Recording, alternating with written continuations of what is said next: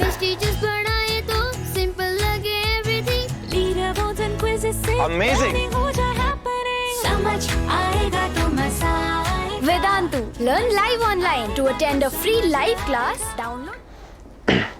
Hello everyone, good afternoon. How are you all? कोई है क्या इधर? I can't see any responses. Hi, smart Sanjit. Good. So by name I think you are smart. Let's see how smart you are once we start the class. Okay. Say Umesh, good afternoon. Hi Suraj, Nandini, hi. Rashmi, all good? Enjoying the day? How's your day going on? All good? Good afternoon. Ramicha. Hi Rishan, hi. I'm all good Rishan, I'm all good. Okay, so I know that for so many of you my face is new. For them, let me introduce myself. Ameer Basit, Master Teacher of JEE Physics at Vedantu. You can call me Ameer for anything and everything, but only for physics. Okay, so I hope you guys know why we are here. How's the Josh? Okay, tell me how's the Josh? You are not new at all? Okay, that's great. Okay, good. So I hope everyone know why we are here. Okay, we are just here as a part of CBSE Sprint, where we'll be going chapter by chapter through each chapters, okay, for our CBSE board exam. And we have already started with ray optics and we have completed yesterday also. I hope you are very thorough with it now and you have understood. And in today's class, we'll be mainly discussing about the chapter wave optics. Are you all ready? Guys, tell me, are you all ready for that? Fourth देना है sir. With full of energy? Oh my god, that's great. Then let's start with the session. So I hope you know that about the wave optics. Before I start with the session, let me tell you, it is a complete theoretical chapter, right? So it contains maximum number of theory, and this chapter you will feel it so beautiful once you are clear with the theory. So what I'll be doing is, I'll first read out the question, I'll discuss all the theories related to that particular question, and then we'll be solving that question in an awesome manner, and I'll explain it until and unless you understand that particular question. Okay, so you don't worry at all about any of the theories or any of the questions. I'll be there for you. Okay, so Board Raja, okay, I called your name, fine. Hi Shivam, hi Ban Goswami, Pratiksha Das. Okay, good. Let's start with it. So the question goes like this: draw the intensity pattern for single slit diffraction and double slit interference. Okay, and after that, by looking into the graph, we have to state the differences between them, and it was a question for CBSE 2017. Okay, so let's do this. So I have to explain you how this works, right? Okay, so first we'll start with the double slit. So how the double slit works?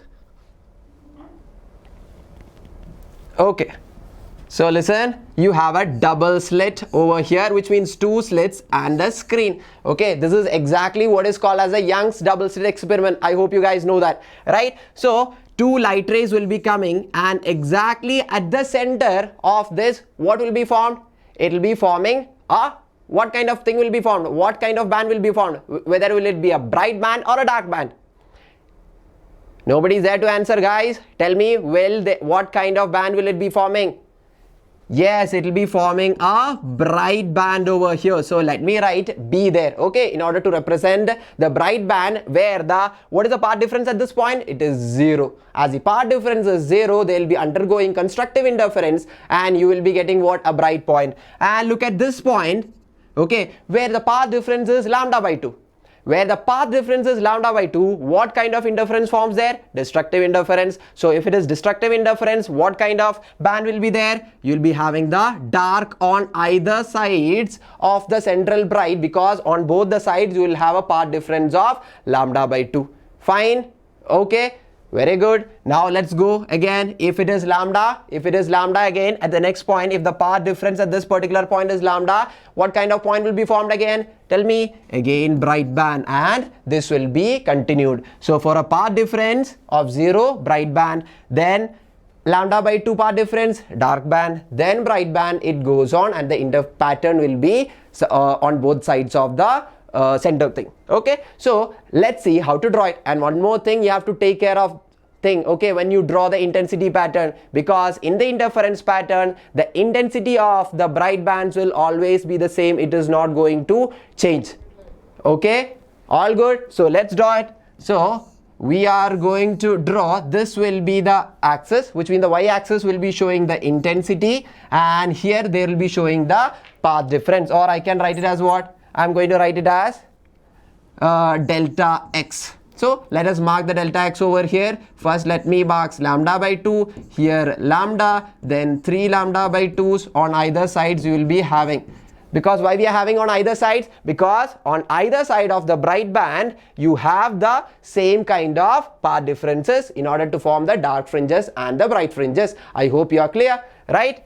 Intensity will not decrease, intensity will always be the same, right? Okay, so at the central the intensity will be maximum, and when it goes to lambda by 2 intensity will fall down to 0. Yes, and when it goes to lambda path difference again the intensity will go up, and this goes down, and this goes up and goes down, and this will be the graph.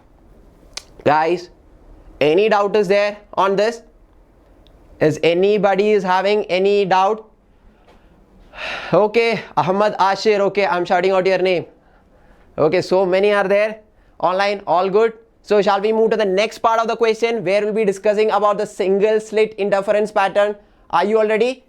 Good. So let me take the next slide and clear it out. Okay, so let's discuss about the single slit.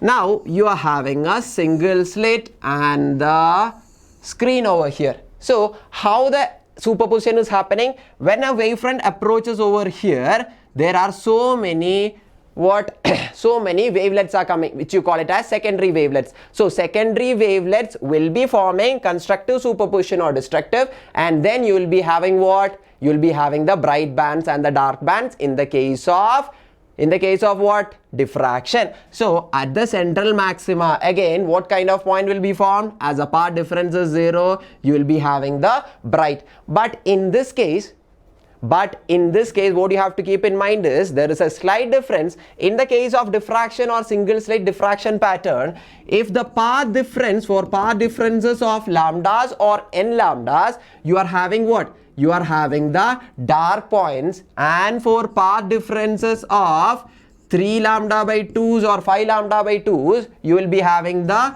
bright points. So keep this in mind. So the first dark band is formed for a path difference of how much? Lambda. Here you have what? A dark point. On either side you have the dark point, and this will be continued on either side, which means at 3 lambda by 2 you will be having bright again, right? At 3 lambda by 2 you have bright again, then dark, it goes on, right? So this is the central bright band, and if you look at the central bright band, the width you can see it as much longer, or the width will be so much bigger when you compare it with the other widths. Okay, which means the central bright band will be having double the width compared to all the other thing. That is also a difference that it makes with the interference pattern. Okay, so keep this in mind. So let us start drawing the pattern, which means let us draw the intensity pattern on the graph. And one more thing, what will happen to the intensity in the case of diffraction? Will it be remaining the same, or will it be changing? Will it be remaining the same, or will it be changing, guys? What will happen? Obviously the intensity keeps on decreasing as you move away from the central bright band. Yes or no? Yes or no? Yes. Okay, so let's draw it. At the center you will have a maximum density, and when the path difference is lambda on either side, when the path difference is lambda, it falls to dark point. And when the path difference is now 3 lambda by 2 on either sides, what happens?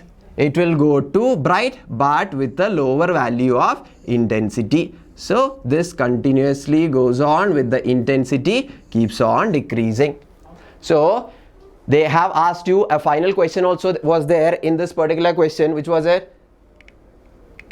Can you see this particular thing? State two differences between the interference and the diffraction pattern based on the graph which you have drawn, right? Based on the graph, how will you make the differences between them? The first thing is, In interference, the intensity is keeping as a constant, and in diffraction, intensity keeps on decreasing. And in the second part, what will you write? In the interference pattern, the width of all the fringes are the same, but in the case of diffraction, the width are not the same. Or you can tell precisely that the central bright band is having double the width compared to all the other thing. So that was a beautiful question where we can easily grab 4 marks. Guys, understood? Bhargav JJ. Makan clear? Okay, very good. Pratiksha, my student, is also there. Guys, understood? So shall we move to the next question? It will not become 0 after some time. It will tend to 0. It keeps on decreasing. Okay, it keeps on decreasing. It will tend to 0. Fine? Okay, so it's time for the next question. Okay, so let's read the question. What does the question says? Unpolarized light is passing through a Polaroid. Yes, okay. And when this polarized beam passes through another Polaroid P2, so how many Polaroids are there? 2 Polaroids are there, P1 and P2. And if the pass axis of P2 makes angle theta with the pass axis of P1, write the expression for the polarized beam passing through P2, first question, and then draw a plot showing the variation of intensity when theta varies from 0 to 2 pi. That is a question. Okay, so let's see what are these Polaroids and what will happen to an unpolarized light when it goes through the Polaroid, and what is this pass axis. Okay, I'll explain the complete theory. Fine, look over here. Now I'm going to draw the first Polaroid. If you can see this, okay, the first Polaroid through which the unpolarized light passes through is called as a polarizer. Okay, that it is given a name. The first Polaroid is always given a name because sometimes when you go through some question you will be finding this name, polarizer. It is the first Polaroid through which an unpolarized light passes through. So you have an unpolarized light over here, you have the polarizer. Okay, so what do you call by unpolarized light? An unpolarized light is a light where the electric field and the magnetic field are having their vibration in all the direction. It keeps on changing in all the direction. So once it passes through the Polaroid, what will happen? The vibration in all the other directions will be removed. Okay, and whatever is a vibration present along the pass axis will be passing through. Okay, rest of the vibration will be cut out and it will be only having the vibration which is along the pass axis. So if this light was having an intensity of I, 1 minute. So if it was having an intensity of I, once it passes through the Polaroid, which is polarizer, it will become I naught by 2. Half of the intensity will be lost because half of it is being cut out when it passes through the polarizer. Okay, this is what is actually done when you wear the sunglasses, Polaroid glasses. Okay, so what will happen after this? After, if you are keeping a Polaroid which is called as an analyzer. Okay, so the second Polaroids are called as analyzer. Fine. Okay, what will happen? Now you know that if the pass axis of the analyzer was also parallel, what would have happened? This would have just passed through without cutting out any other waves. But now that is not the case. What is happening? The pass axis, the axis through which the vibration passes, is making an angle of theta with the pass axis of polarizer, which means with the current vibration of this polarized light. Okay, it is making an angle of theta. So only a part of this intensity will be passed through the analyzer. So the amount of intensity passed or coming out of the analyzer after passing through the analyzer is given by the law which is called as, can anyone tell me what is the law called as? Can anyone tell me what is the law called as? What do you call that law? Is anyone out there to give me the laws? Nobody? Is anyone sleeping out there? Guys, you are just 1 month away from the exam. Stop sleeping. Very good, Shivam. Okay, I got it. Thank you so much, Amar, Amicha, Bharat, Nantini, Suraj. All good. So it is called as Malus law. Okay, we have a very smart guy over here, Rishan.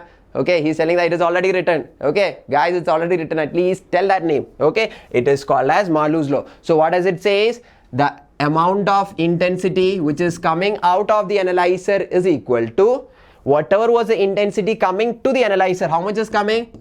I naught by 2 is coming. If I naught was coming, you can write it as I naught itself. Now I naught is coming to the analyzer. So I naught by 2 into how much? Cos square theta. So this will be called as Malus law. So the amount of intensity coming out will be equal to I naught by 2 cos square by I naught by 2 cos square theta. Good? Understood? All good? Great. Okay, so you have one more question is there within the same question. Okay, so part of the question is, what do you have? Look, draw a plot showing the variation of intensity when theta varies from 0 to 2 pi. So this I has to be plotted against theta. Okay, so how will it be? Let's draw this. Okay, how will we draw? I'm going to plot the graph. Here you have the intensity on the y-axis. Here you have theta, right? Okay, the maximum value of I will be how much? I naught by 2. In which angle? When theta equal to 0, which means cos 0 is equal to 1. Yes or no? Cos 0 is equal to 1. So at theta is equal to 0, you have the maximum value. And when theta is equal to pi by 2, what will be the value? Cos 90 is 0. When it becomes pi, it goes to the maximum. When it goes to 3 pi by 2, it goes to the minimum. And when it goes to 2 pi, it goes to the maximum. Because we have just taken what will be the value for cos square theta when theta changes from 0 to 2 pi. That's all I have done. I hope nobody is having any doubt. If anyone is having, let me know. Anyone is having any doubt regarding this question? Guys, please respond fast because we have many questions to go through. No, right? Very good. Clear? That's awesome. Then let's move forward with the next question. Good. Next question is there. So start reading. It's a question which came in the last year, which is CBSE 2018. Fully understood? Awesome. Good. So next question. If one of two identical slits producing interference pattern in Young's experiment is covered with glass so that light passing through it is reduced to 50%, find the ratio of maximum and minimum intensity of the fringe in the interference pattern. Okay, so one more question we have. After discussing this, we'll move forward with the second question. Fine. Okay, for this you must be knowing two things. What happens during the superposition of two waves with different amplitude? What will happen to the net value of amplitude? It is just like you are having two vectors. Okay, vector A and B is there. 1 minute. Look, vector A and B is there with angle theta. How will you find out the resultant of these two vectors, resultant magnitude of these two vectors? How will you find out? Resultant R square is equal to A square plus B square plus 2AB cos theta, right? Yes or no? So similarly, if two different waves of different amplitudes A1 and A2, if they add up with a phase difference of theta, the net amplitude that will be produced, the net amplitude of the wave A square will be equal to A1 square plus A2 square plus 2A1 A2 cos theta. I hope you have understood. It is just like the vector addition. Now the question is about intensity. So how will you convert this equation of amplitude into the intensity equation? For that you should be knowing this relation, that intensity is proportional to the square of the amplitude, which means wherever you have the square of the amplitude, that can be replaced by I. Okay, so the net value of the amplitude can be replaced by net value of intensity I. Okay, so A1 square can be replaced by I1 plus similarly I2 plus, then how will I write 2 A1? A square is I, so A will be equal to root of that. So root of I1 I2 cos theta. Understood? Any doubt till here? I hope nobody is having any doubt till here. Yes, all good? Vivek, everyone I hope understood this. So let's make it more precise to the question, because the question is about the maximum intensity and the minimum intensity. When will you get the maximum value of intensity from this question? When will you get the maximum value of intensity? Whenever this theta value is maximum, right? And what is the maximum value of this theta value? What is the maximum value of cos theta? It is 1, right? So the maximum I max will be equal to I1 plus I2 to root of I1 I2. I'm going to write this as root I1 plus root I2 the whole square. Just try expanding it.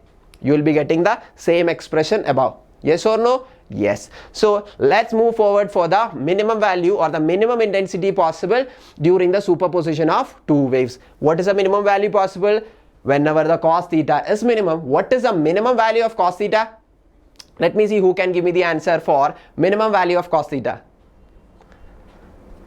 Anybody over here? Give me the minimum value of cos theta. Very good. So don't give me as 0 because minus 1 is also there. So Rishan, be careful whenever you give me the answers. It is minus 1, not 0. Okay. So cos theta is having the minimum value as minus 1. So intensity will be having the minimum value when cos theta is minus 1. So when it takes a value of minus 1, this will be having negative over here. So I min, I can write it as what? The minimum value of I will be equal to I1 plus I2 minus 2 root of I1 I2. Yes or no? Okay. This I am going to write it as root I1 minus root I2 the whole square.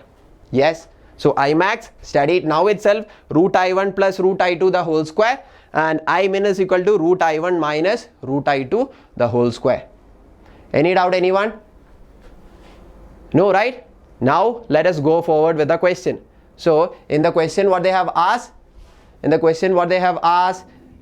minimum, maximum value and minimum value whenever one slit, okay, as you are having two slits, look, okay, from here intensity I is coming and the other slit is covered half, so that from here how much will be the coming intensity? I by 2 will be coming. So I1 is I itself, I2 is I by 2. So just substitute it there and do the calculation. Okay. Why 50% is given? It is given in the question as such. The question is described as such. So you have to do the particular question and according to that only. That's all. Okay. So shall we do it? Okay. Let's move with. So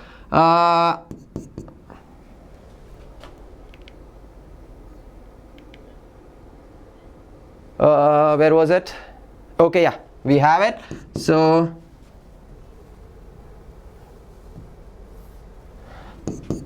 I max divided by I min is equal to root I1 plus root I2 the whole square divided by root I1 minus root I2 the whole square, which means how will you get it? What will be root I1? Root of I itself plus root I2. I2 was how much?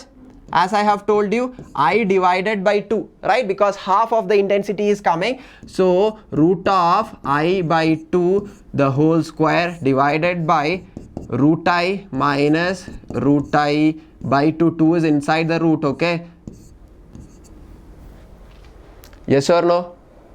Yes? Okay. So let's take root I common, cut it outside. Okay, you can cancel it off. So inside it will be 1 plus 1 by root 2.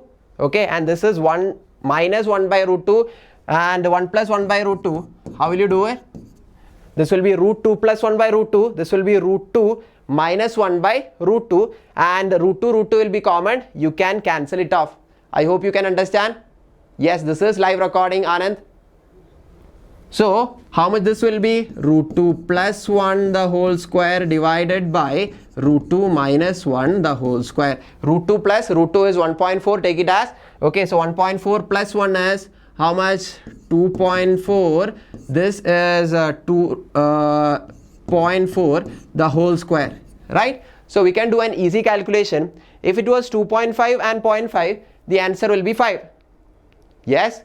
Yes, sir? Yes or no? I'm here only, Shama. Can't you see me? Can you see me? Thank you so much, Sambat. That means a lot. I'm over here. If you're asking where am I from, I'm from Kerala. Okay, so how will you do the calculation? It's simple. Try to do these kind of things in the whenever you are doing JEE mains or something like that. So 2.4 by 4, if it is 2.5 by 5, 0.5 goes in 2.55 times. So this also goes almost 5 times. 5 square is how much? 25. But this is 0.4, so it will be little bit greater. So the answer I'm writing it as some 25.8 or something. So let's take it as 26 or something. Okay, so this will be almost the answer. Yes, all good. You're from Karnataka, it's great. Hi Shadul Usman, I gave you a hi. Okay, happy? Rishikesh Malayali, yes. So shall we move? Theory I have explained it. Please check the calculation once more, okay? So shall we move forward, guys?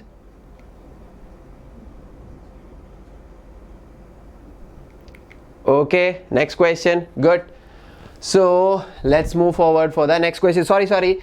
With the same question, we had one more, right? What kind of fringes do you expect to observe if white light is used instead of monochromatic light? You know that if you want to get interference pattern, you should be using monochromatic light, which means coherent sources, which contains only a single frequency. But if you use white light, it contains what? It contains many frequencies, but at the center all the lights will be making zero path difference, and at the center, as it is making zero path difference, all point will be forming a bright point. So violet, indigo, blue, green, yellow, orange, red will be on top of it. So at the center it will be forming a white color. But what about on either side of the central bright band? It won't be bright and dark fringes just like you see in the interference pattern, because each are having different wavelengths. Okay, and in each point on the screen, each will be forming at different point, they'll be forming bright bands. Okay, because you already know that the distance of the bright point is given as, 1 minute, y is given as n lambda d by d, right? So as the white light is having 7 different colors, it will be having 7 different wavelengths, and the distance of the 7 different wavelengths from the central maxima will be different. So if you take this as a screen, here you will have the white, and the one which is having minimum lambda is what? The one which is having minimum lambda is violet in Vibgyor, right? So first color will be violet, then indigo, then blue, yellow, it keeps on going. And this is how you can see if white light is used in double slit interference pattern. Yes, you can. If you want, you can take the screenshot also. Look, you can take the screenshot. So this was a screenshot for this, and the rest was how much? If the white light is used, you can take the screenshot of this. Okay guys, it will be recorded and you can see it all the time, so you don't have to worry about it. Okay, so me repeating it again and seeing the video is also the same, so you don't have to worry about it. Love your class, sir. I subscribe. That's a great thing. Okay, so let's go to the next question. Are you all ready for the next question? Give me a yes at least, so that I'll get to know that you guys are not sleeping there. Okay, so first question is, why are coherent sources necessary to produce a sustained interference pattern? Why we want coherent sources? I hope you know what are coherent sources. Two sources of light which are having the same frequency, wavelength, and a constant phase difference is called as what? Coherent sources. Okay, so in the interference pattern, you are getting the pattern as bright, dark, because at each point light waves are having constant phase differences. If the phase difference keeps on changing, the bright bands and dark bands formed at each point also keeps on changing. So you won't be getting a regular interference pattern where you will be getting an entire bright band all the time. Okay, so that is why we are using coherent sources, because we want a regular we want a constant phase difference all the time. If the phase keeps on changing, okay, at the same point the bright and dark keeps on changing, and we won't get a regular interference pattern. Yes, you have to do the NCERT back exercises. It is really important. Okay, do this with me. Okay, go home, read the NCERT book, do the NCERT exercises. That is more than enough for your coming which is board exams. Fine. So let us go forward with the second part of the question. What does it say? In Young's double slit experiment using monochromatic light of wavelength lambda, the intensity of light at a point on the screen where path difference is lambda is k units. So if the path difference is lambda, it is given as k units. They are asking find out the intensity of light at a point where the path difference is lambda by 3. Okay, so you must be having an equation which connects intensity and path difference, or if the equation is between intensity and phase difference, is also the same. But we have already had that equation. What was the equation? Do you remember? Because you know that, 1 minute.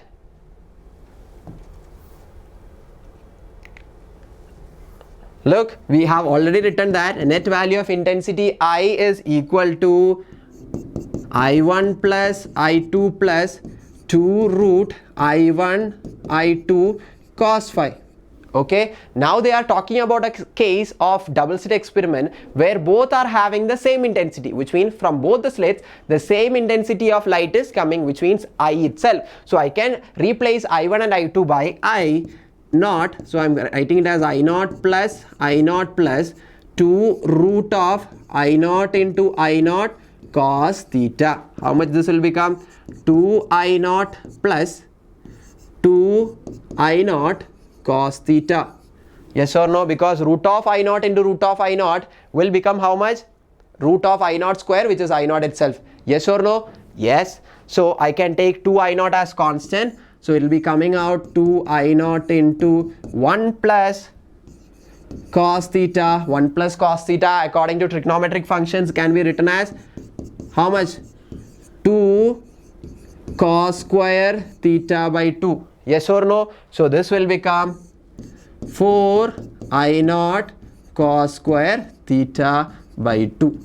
So the intensity when two light waves of equal intensity interfere is given by 4 I naught into cos square theta by 2. Fine? Yes or no? So now let us do the question accordingly. So let us write the equation what we have got.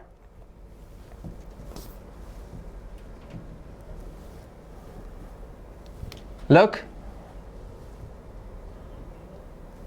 so I will be equal to 4 I naught cos square theta by 2, right? In the first case, the two light waves are undergoing interference with a path difference of lambda. Yes or no? Okay, so here intensity is connected with phase difference. So let us convert that path difference to phase difference. What is the formula? Phase difference is equal to delta phi is 2 pi by lambda into delta x. In the first case, what is the path difference given in the question? What is the path difference given? It was given as lambda, right? So the phase difference is how much? 2 pi. So let's apply it in the equation. So I is equal to 4 I naught cos square 2 pi by 2, because theta you got it as pi, 2 pi, so 2 pi by 2 is pi. What is cos pi? Minus 1, square of it is 1, so I is equal to 4 I naught.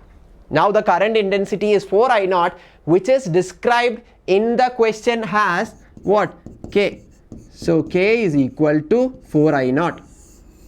So this is the first part. Now the question is, what will be the value for intensity with respect to K whenever the path difference is lambda by 3. So first what you have to do?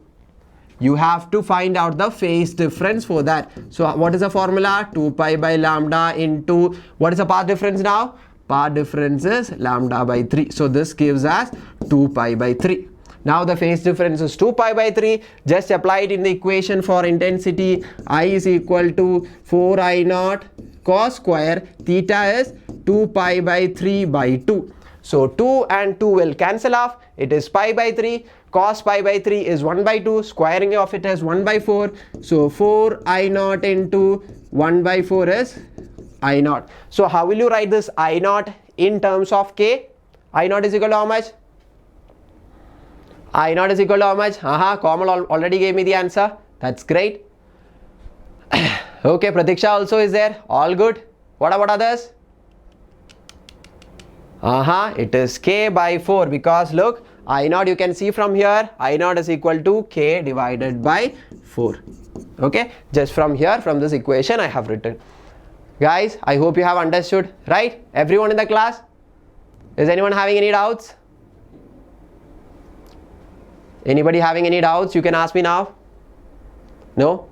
So shall we move on? Next question.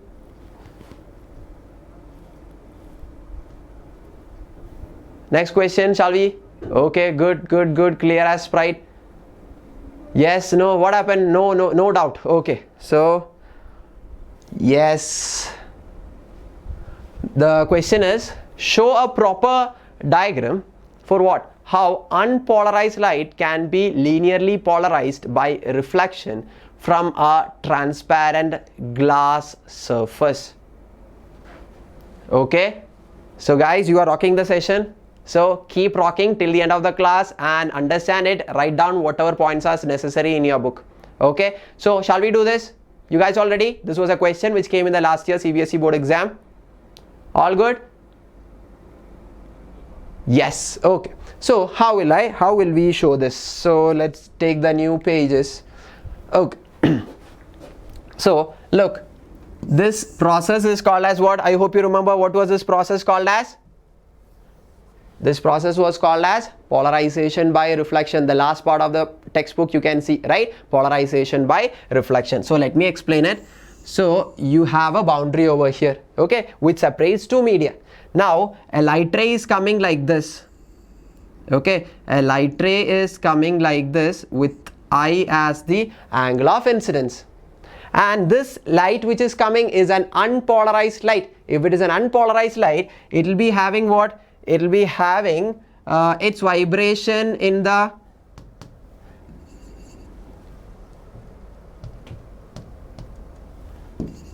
okay, it will be having the vibration. This dot means in and out vibration it will be having, and also it will be having this up and down vibration. So this is the unpolarized light is coming and approaching this line of separation with an angle of incidence I.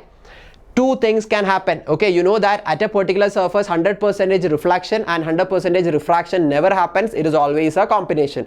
So this case what we are discussing is having a light which is refracted into the other medium with an angle of refraction R. At the same time the light is also reflected, and the reflected light we are only taking a single case, because this polarization by reflection is happening in only one case. The case is that the reflected light is perpendicular to the refracted one.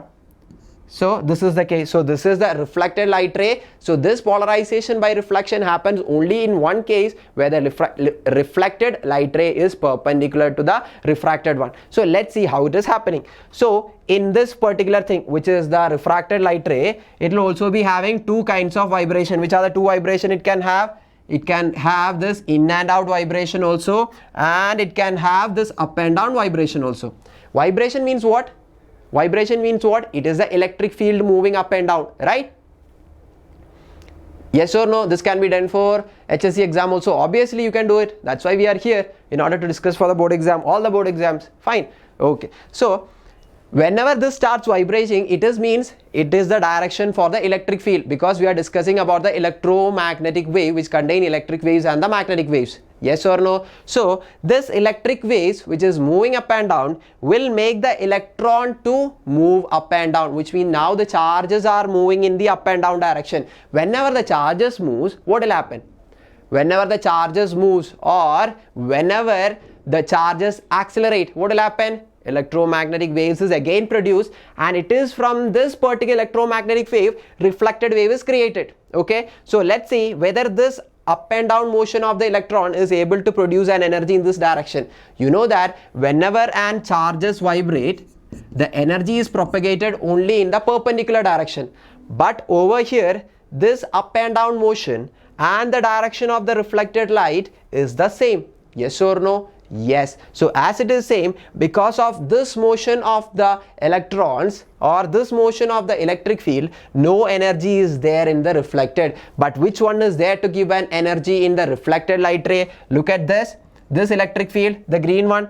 Okay, the green one is moving in the up and down direction, will make the electron also to move in the up and down direction, and will make the energy to be propagated in all the perpendicular direction, which means the perpendicular direction of that is also this in the direction of the reflected light ray, or reflected light ray is in the direction of perpendicular energy which is being emitted by this particular electron. So this reflected light ray will be containing this. What? This reflected light ray will be containing the energy because of the up and down motion. Now look at the case of reflected. Is it having the vibration in all the direction?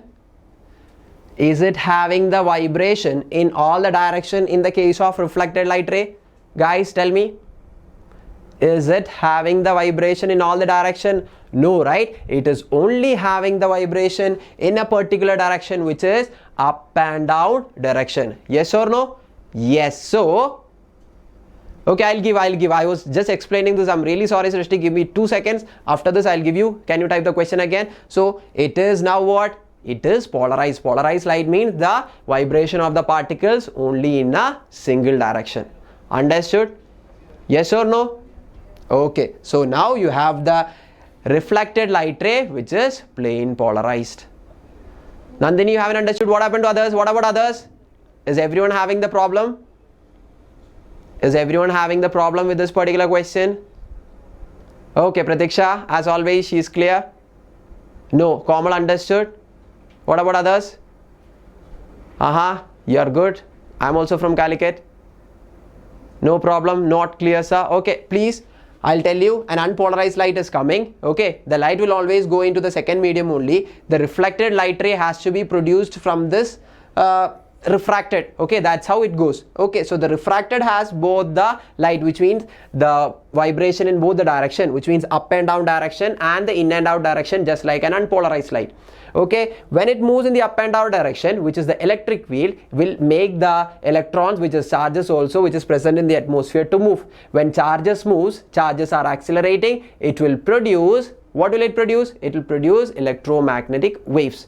So this waves which is produced, okay, will be transmitted in all the perpendicular direction. But look, this is vibrating in the same direction of the reflected light ray. So because of this, energy won't be getting in the reflected light ray because it is in the parallel direction. Because energy produced because of the up and down motion will be perpendicular to it, but this is in the parallel direction, so it won't be getting the energy. So from which one it will be getting energy?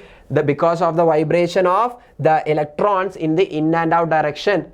Okay, so that's why I have marked the energy in the reflected light ray is only in the in and out direction. Yes, and this angle of incidence for which the reflected light ray is plane polarized is called as Brewster's angle. What is it called as? It is called as Brewster's angle. So let's derive a small thing. This is angle I, which is angle of incidence, and this is angle of refraction. So this will be how much? As this is perpendicular, 90 minus r. So this will be how much? R again. So this will be how much? 90 minus r. But this is also one more angle. This 90 minus r is the angle of reflection. You know that angle of incidence is always equal to angle of reflection, which means I is equal to 90 minus r. Yes or no? Which means I is equal to 90 minus r. Now what I'm going to write is sin I by sin r is equal to n according to Snell's law. Yes or no? Okay. Now what I'm going to do is sin I divided by sin r. R can be written as what? R can be written as 90 minus I. Yes or no? I haven't seen where I want to study, but for my sleep I can't. You can't read. What happened? What happens, Srishti? This will be recorded. Once you are away from your sleep, you can come and listen to this video again. Okay? No worries. Okay. So sin I, r can be written as 90 minus I. So sin of 90 minus I is equal to n. Okay. Then this can be written as sin I divided by sin of 90 minus I is equal to cos I is equal to n. So tan of I is equal to n. So in this case, if the Brewster's angle is given, you can tell that tan of the Brewster's angle is always equal to the refractive index of the denser medium. Yes or no? Understood this particular concept, everyone? Yes. IB is equal to tan inverse of n. Very good. That's great, Nityash. So all good till here? Anybody have doubt? Okay, Rajendra, what you have to ask? I can't see the question. Can you please post it again? So this is it. So this is what you have to explain for the above given question. Slow boliye sir, likhane waqt. Okay, sure. Next time I'll do that. So we have a very small question based on this. What is the value for refractive index of a medium of polarizing angle, which is also called as a Brewster's angle, 60? Who will tell me the answer? Very fast and quick. What is the value for refractive index? Now we have done the entire thing. We have done the derivation. Now you must be able to tell me. What is it? Guys, tell me first. What is the value for refractive index of medium of polarizing angle? Very good, very good. So how will you find out? How will you find out? 1 minute. Okay, so you know that tan of polarizing angle or the Brewster's angle is equal to, tan of Brewster's angle is equal to how much? N. Okay, and Brewster's angle is given as 60, which is equal to n. What is tan 60? √3. So n is equal to √3, or you can write it more clearly as 1.73. Yes or no? Everyone clear? Guys, anybody is having any doubt?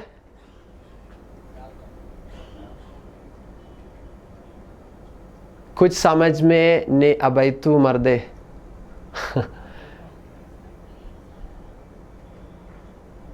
Guys, understood? All good? Okay, it's a great thing then.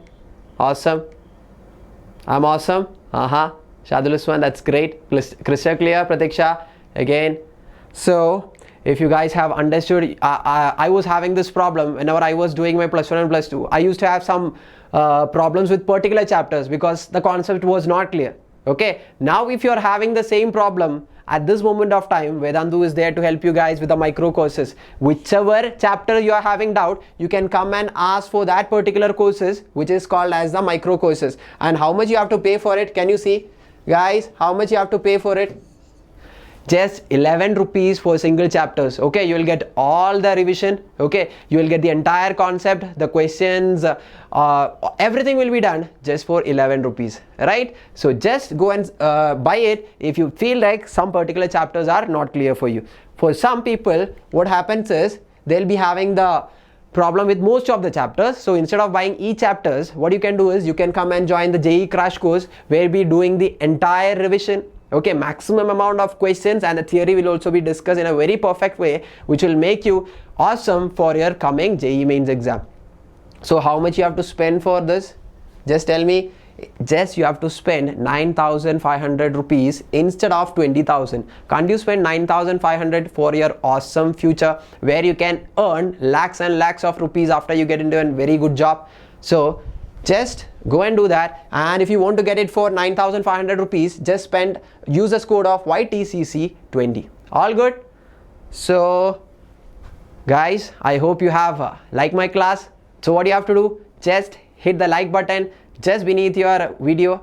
Okay, and if you feel like this video was interesting and you benefited something from it, what you have to do, go and share this video. And also don't forget to subscribe for the channel, so that you will be getting the notification for all the upcoming classes. Okay, next classes it will be for JEE. If you want, you can stay, guys. Okay, so shall I go? And see you soon. Bye class. Had a very awesome time with you. See you.